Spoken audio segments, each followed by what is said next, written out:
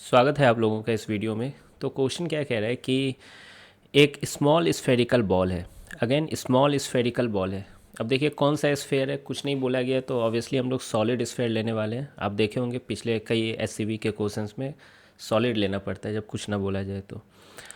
और small spherical ball कहने से तात्पर्य है ये स्मॉल से कि वैसे तो इसकी रेडियस है ना, जिसको मैं स्मॉल आर माना हूँ, है ना, इसकी रेडियस को। लेकिन ये रेडियस किसी दूसरे डायमेंशंस के सामने नेग्लिजिबल है। मतलब ये रेडियस एच के सामने बहुत छोटी है, या फिर कैपिटल आर, है ना, ये जो रेडियस ऑफ सर्कुलर ट्रैक जो है, ये सिलेंड्रिकल ट्रैक, इसके सामने भी स्मॉल आर बहुत छोटा है। ठीक है, तो उस वहाँ पे हम लोग नेगलेक्ट भी कर लेंगे उसको। तो वही क्वेश्चन कह रहा है कि यहाँ से एक बॉल को रिलीज किया गया है रेस्ट से। ठीक है, इसकी रेडियस स्मॉल आर में ले रहा हूँ, है ना, आंसर में नहीं आएगा स्मॉल आर, और इसकी मास स्मॉल एम है। और फिर ये सर्कुलर ट्रैक पर ऐसे ऐसे घूमती हुए जाती है, और लेट से किसी इंस्टेंट पर वो थीटा एंगल ऊपर गई है ए पॉइंट पर। ठीक है, तो वहाँ पर काइनेटिक एनर्जी क्या होगी, इस स्फेरिकल बॉल की काइनेटिक एनर्जी पूछी गई है। और ये रफ़ सरफेस है ना, रफ़ सरफेस का होना बहुत ज़रूरी है, क्योंकि अगर आप चाह रहे हो कि ये स्फेरिकल बॉल रोल करता रहे, हमेशा प्योर रोलिंग करता रहे, तो फ्रिक्शन का होना अति आवश्यक है वहाँ पर। लेकिन फिर भी work done by friction zero है, work done by friction zero है। अब ये क्यों जीरो है, पुराने कई क्वेश्चंस में मैं समझा चुका हूँ कि वर्क डन जो होता है integration of F dot D S होता है, और डी एस जो डिस्प्लेसमेंट जो होती है वो बॉडी की नहीं होती है, वो होती है point of application of force, जो कि यहाँ पर पॉइंट ऑफ कॉन्टैक्ट है। और पॉइंट ऑफ कॉन्टैक्ट की वेलोसिटी हर इंस्टेंट पे जीरो है, अगर वो हर वक्त प्योर रोलिंग कर रही है तो इसीलिए डिस्प्लेसमेंट भी जीरो होगा और वर्क डन भी फ्रिक्शन का ज़ीरो हो जाएगा। जब work done by friction zero है और नॉर्मल का, तो वर्क डन ऑब्वियसली जीरो होगा, क्योंकि नॉर्मल डिस्प्लेसमेंट के हमेशा परपेंडिकुलर है। ठीक है, तो हम लोग डायरेक्ट एनर्जी कंजर्वेशन भी लगा सकते हैं। तो मैं वही यूज करने जा रहा हूँ, k i plus u i equal to k f plus u f. अब देखिए इनिशियल काइनेटिक एनर्जी तो जीरो है, इसको मैं इनिशियल ले रहा हूँ और इसे फाइनल ले रहा हूँ। इनिशियल काइनेटिक एनर्जी जीरो है क्योंकि ये रेस्ट से रिलीज किया गया है। इनिशियल पोटेंशियल एनर्जी होगी, है ना। अब देखिए पोटेंशियल एनर्जी लिखने के लिए ग्रेविटी की कहीं पर हम लोग जीरो मानते हैं, रेफरेंस लेवल मानते हैं, तो मैं ये नीचे वाले लेवल को रेफरेंस लेवल मान लेता हूँ। आप कहीं और भी मान सकते थे, इसे भी मान सकते थे, या यहाँ कब भी मान सकते थे, मैं यही मान लिया हूँ। तो इनिशियल पोटेंशियल एनर्जी क्या हो जाएगी, एम जी एच हो जाएगी, m g capital H. Final kinetic energy यही तो पूछा गया है, तो के एफ ही रहने देता हूँ मैं। फाइनल पोटेंशियल एनर्जी ये अब हाइट हो जाएगी, है ना, ये वाली हाइट। तो अब ध्यान से देखिए, ये रेडियस आर है, तो ये जो होगा, है ना, ये आर साइन थीटा होगा, और ये पूरा रेडियस क्या है, आर है। ठीक है, ये भी तो रेडियस ही है। तो इधर जो हाइट हो जा रही है वो हो जा रही है r plus r sine theta. I hope आप समझ पा रहे होगे।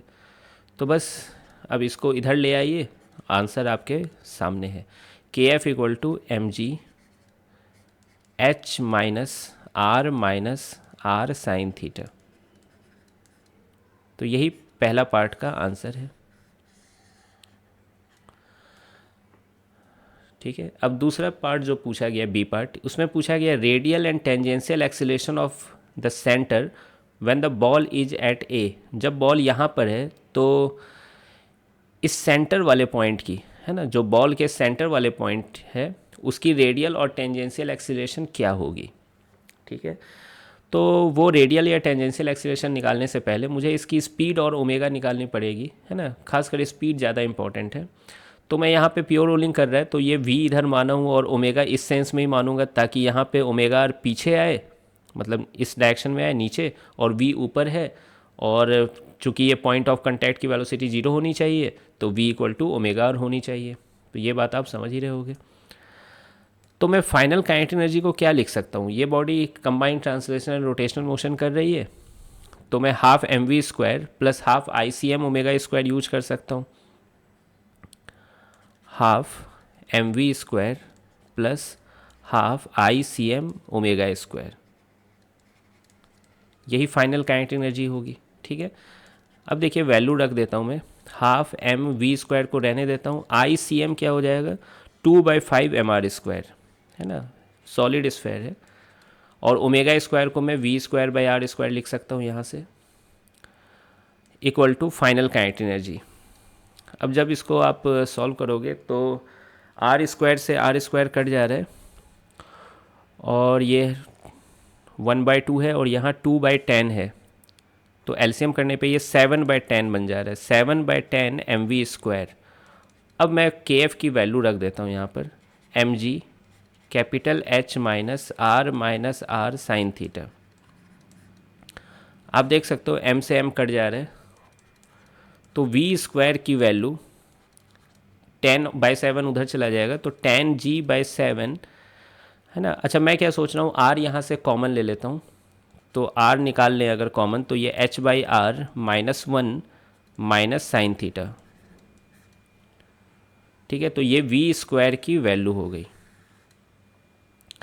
अब जैसे v² की वैल्यू पता चल गई, तो आप यहाँ से देख सकते हो v²/r की वैल्यू क्या हो जाएगी, v²/r, r को इधर भेज दीजिए, तो 10g/7 h/r -1 minus sine theta.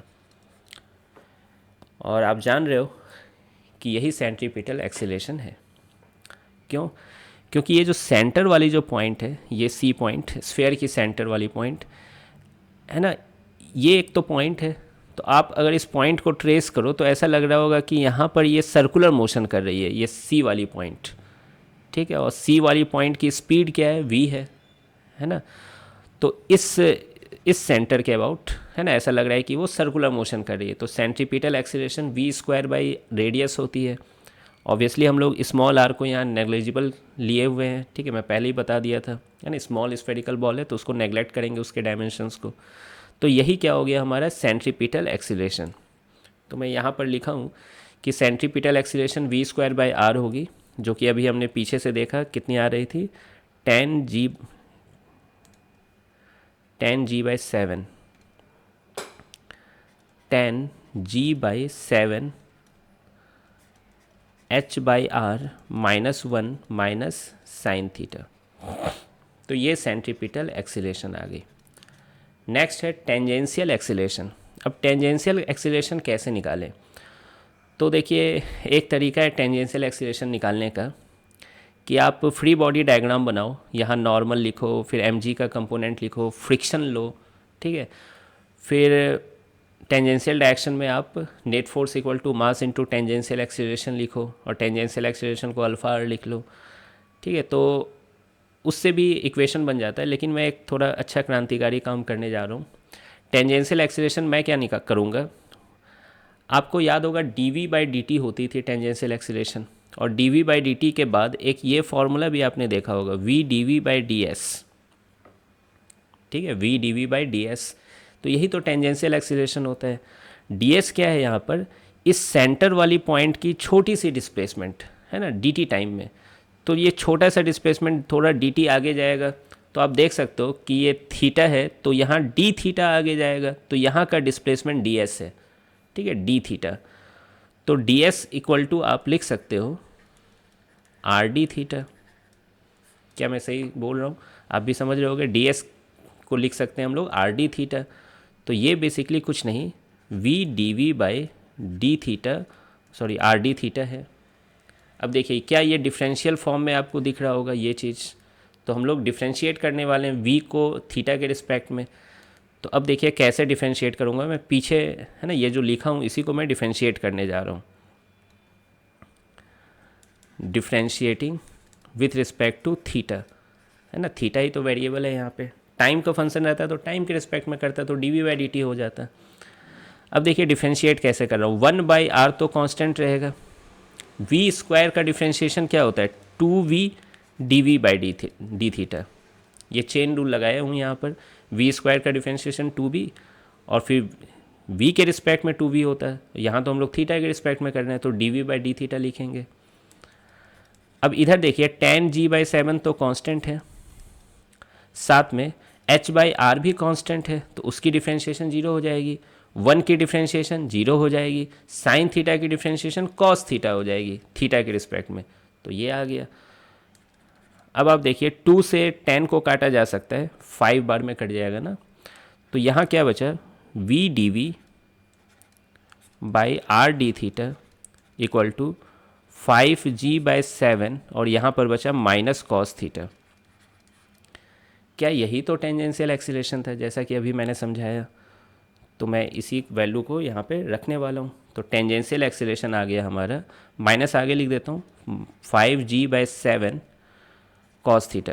अब आप बोलोगे कि सर ये माइनस क्या बता रहा है? तो देखो माइनस क्या बता रहा है कि डिफ्रेंशिएशन की वैल्यू माइनस आई है ना वेलोसिटी की, और स्पीड को हम लोगों ने इधर लिया हुआ है और ये माइनस आ रहा है, यानी टेंजेंशियल एक्सीलरेशन निगेटिव है, यानी स्पीड को वो कम करना चाह रहा है। यानी स्पीड ऊपर के डायरेक्शन में तो टेंजेंशियल एक्सीलरेशन नीचे के डायरेक्शन में। ठीक है, तो ये माइनस यहाँ पर बता रहा है। तो ये दो पार्ट आपको समझ में आ गया होगा, बहुत आसानी से हम लोग कर लिए। फिर तीसरा पार्ट है find the normal force and frictional force acting on the ball. ये सब डाटा दिया हुआ है। सबसे इंपॉर्टेंट डाटा है थीटा इक्वल टू 0। जब थीटा 0 है यानी यहाँ पर जब बॉल है तो उस टाइम नॉर्मल फोर्स क्या होगी और फ्रिक्शनल फोर्स क्या होगी। तो अब फोर्स चाहिए तो उसके लिए तो फ्री बॉडी डायग्राम बनाना ही पड़ेगा। तो देखते हैं कैसे बनाएंगे। हाँ, तो यहाँ पर देखिए एक तरीका है कि आप जनरल जगह पे बनाइए फिर थीटा 0 रख दीजिए, लेकिन मैं वैसा क्यों ही करूँ, है ना, लेंदी पड़ने वाला है। यहीं पर आप बना दो, ठीक है, थीटा 0 पे बोल रहा है तो यहीं पर मैं सारा एबीडी बना दूंगा। अब देखिए इस पर क्या क्या फोर्स लग रही है। नॉर्मल इधर लग रही है, mg नीचे लग रही है, ठीक है। अब देखिए इस पर फ्रिक्शनल फोर्स किधर लग रही होगी, ऊपर लग रही होगी, ठीक है। फ्रिक्शनल फोर्स ऊपर लग रही होगी, प्योर रोलिंग है ना, सपोर्ट करने के लिए।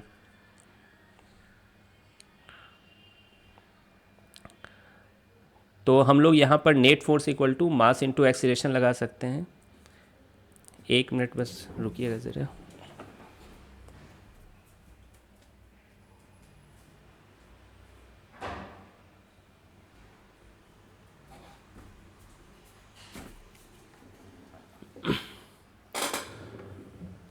हाँ, तो यहाँ पर हम लोग net force equal to mass into acceleration लगा सकते हैं। इस बॉल में देखें तो रेडियल एक्सीलरेशन है इस तरफ या सेंट्रीपिटल एक्सीलरेशन, और टेंजेंशियल एक्सीलरेशन है नीचे के डायरेक्शन में, ठीक है। माइनस का मैं मतलब अभी बताया था। तो रेडियल डायरेक्शन या सेंट्रीपिटल डायरेक्शन में अगर आप net force equal to mass into acceleration लगाएंगे तो बस एक नॉर्मल फोर्स ही है। तो normal equal to mass into centripetal acceleration. अब सेंट्रीपिटल एक्सीलरेशन की वैल्यू क्या होगी, तो यहाँ पर लिखा हुआ है सेंट्रीपिटल एक्सीलरेशन की वैल्यू, तो यही वैल्यू मैं उठा रहा हूँ। बस क्या करना है, थीटा की वैल्यू वहाँ पे 0 कर देना है, ठीक है। थीटा की वैल्यू 0 कर देना है। तो ये हो जाएगा 10g/7 h/r -1 और साइन 0 0 होता है, तो ये नॉर्मल हो गया। उसी तरह से net force equal to mass into acceleration अगर टेंजेंशियल डायरेक्शन में लगाया जाए तो टेंजेंशियल एक्सीलरेशन नीचे है तो नीचे का फोर्स को मैं पॉजिटिव मानूंगा। तो mg minus friction equal to mass into tangential acceleration. Again tangential acceleration कहाँ से लिखेंगे, यहाँ से लिखेंगे, थीटा की वैल्यू 0 रख देंगे तो cos 0 1 होता है, तो टेंजेंशियल एक्सीलरेशन हो जाएगा 5g/7। यहाँ से आप इसे सॉल्व करिए तो mg माइनस 5mg/7 हो जाएगा। तो 7 - 5 2 होता है, तो 2/7 mg। अब वक्त आ गया है कि वैल्यू रख दें। तो 2/7 मास की वैल्यू दी गई थी, मास की वैल्यू दी गई थी 70 ग्राम थी शायद। हाँ, मास की वैल्यू 70 ग्राम है, रेडियस 10 सेंटीमीटर है और h 60 सेंटीमीटर है। तो 70 ग्राम यानी बटा 1000 हो जाएगा, और g की वैल्यू 9.8 रख लीजिए। तो 7 से 7 कट गया, 0 से 0 कट गया, 9.8 इंटू 2 19.6 हो जाएगा, और 2 0 डिवाइड कर दीजिए तो 0.196 हो जाएगा न्यूटन। तो ये फ्रिक्शन की वैल्यू हो गई। उसी तरह से नॉर्मल की वैल्यू भी निकाल लेते हैं। 10/7 mg, मास की वैल्यू 70/1000, g की value 9.8, h by r, h की वैल्यू 60 सेंटीमीटर थी और रेडियस की वैल्यू 10 सेंटीमीटर, सेंटीमीटर कट जाएंगे -1, तो नॉर्मल की वैल्यू हो जाएगी 7 से ये 7 कट गया, 0 0 कट गया, एक और 0 कट गया, तो 9.8 डिवाइडेड बाई 10 इंटू 60/10 6 -1 5, तो ये 5 2 से कट जाएगा, तो ये 4.9 आएगा। तो नॉर्मल की वैल्यू 4.9 न्यूटन आ गई है। तो आई होप कि आपको ये सॉल्यूशन समझ में आ गया होगा, है ना। अच्छा क्वेश्चन था, लेंदी भी था थोड़ा। मिलते हैं फिर नेक्स्ट वीडियो में।